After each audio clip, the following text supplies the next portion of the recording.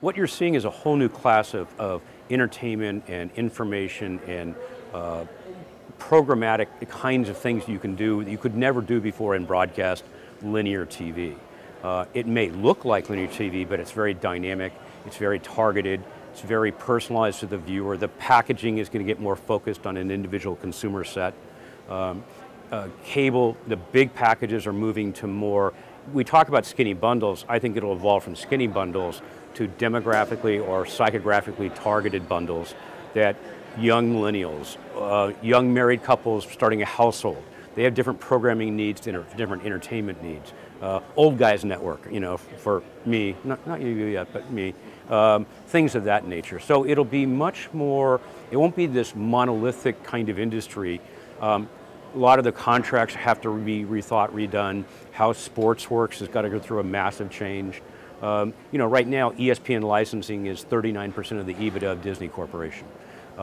Does that stay strong? How does sports pan out? Because that's really the money maker in the industry. So I think there's a lot of new things that you'll see out of local. I think the golden era of television is in front of us, not behind us, actually. So what kind of sectors do you think should be invested in? I mean, it's so vast, but are there particular subsets that you see? Yeah, I think one of my big clients is moving to more of an open ecosystem for television. And so the idea that the tools and resources, I call it WordPress for TV.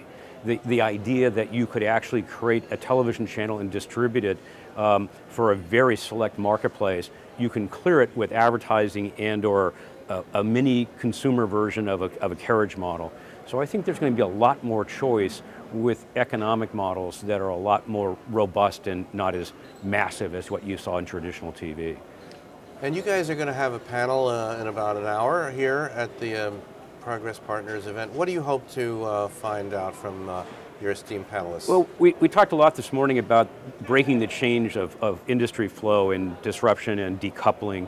I think you'll see a lot of that in the television world where the ability for new innovative programming and resources to actually break through, whereas before it was so heavily dominated by very large organizations. Yes, there's big companies spending massive amounts of money on rebuilding television packages. You saw the AT&T announcement. But, you know, Comcast is doing Xfinity, X1, X2, and is having a great deal of success. So will there be new platforms, the new set-top box rules that are, you know, open up the devices the consumer has access to, the breaking down of the rules about where you can view it, can you move out of your house and into different territories with stuff that might be local.